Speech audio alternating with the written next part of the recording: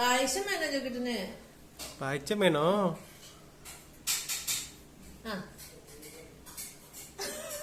Hi super super.